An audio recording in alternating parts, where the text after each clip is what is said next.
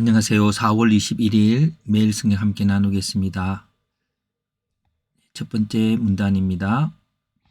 하나님께서 모세가 여호수아에게 할 말을 전해주라고 했습니다. 어떻게 해요? 하나님께서 구름 기둥 가운데 해막에 나타나시면서 하나님께서 모세에게 이 백성이 미래에 하나님께서 우리 가운데 계시지 않는다고 말하게 될 것이라고 했습니다. 왜요? 그들이 당하는 환난으로. 왜냐하면 하나님의 언약을 어겼기 때문에. 그래서 하나님께서는 노래를 짓도록 하셨습니다. 왜요? 이 노래가 그들에게 정인이 되게 하려고. 어떻게 노래를 짓냐면 내용은 하나님께서 조상들에게 맹세하신 땅으로 하나님이 인도하셨어요. 하나님의 약속이 성취됐고요. 그러나 그들은 그 땅에서 먹어 배불러서 하나님과의 언약을 어겼습니다. 성취 후에 타락이 일어나고요. 그리고 재앙이 일어납니다.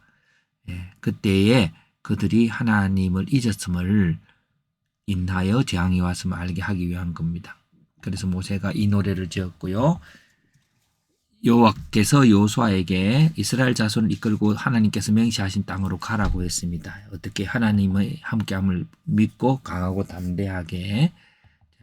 모세는 율법의 말씀을 언약궤 옆에 두라고 했습니다. 왜냐하면 그것이 증거가 되게 하려고. 모세가 하나님 말씀을 장로들에게 들려주는 이유는 모세가 죽은 후에 그들이 당하는 재앙이 하나님의 명령을 떠났기 때문인 것을 알게 하기 위함입니다. 하늘과 땅이 증인이 되어서 그렇습니다. 한 문장 요약입니다. 하나님은 다음 세대가 당하는 재앙에 대해서 그 이유를 율법에서 찾을 수 있도록 율법을 언약궤 옆에 두고 또 그것에 대해 노래를 짓도록 했습니다.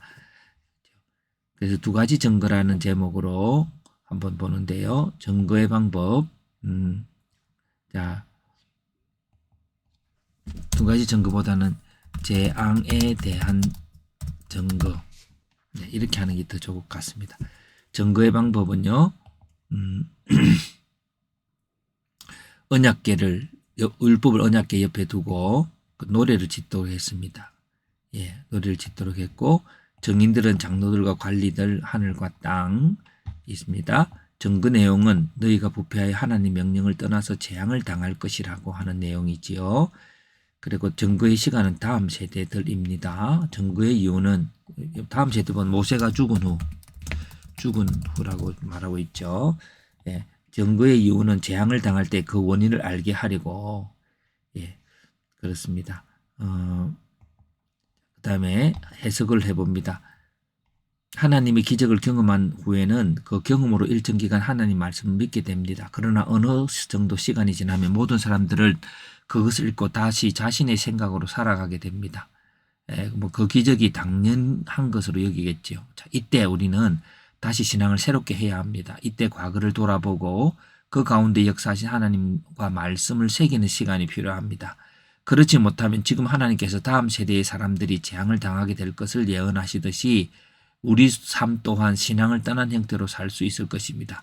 그러나 하나님께서는 다음 세대가 그들의 삶에 대해서 이유를 알지 못할 때 그들에게 하나님 말씀이 삶의 기준이 됨을 알게 하시려고 증거를 두시려고 합니다. 그 증거 방법은 율법을 언약궤 옆에 두고 노래를 짓도록 두고 하고 노래를 짓도록 하였습니다.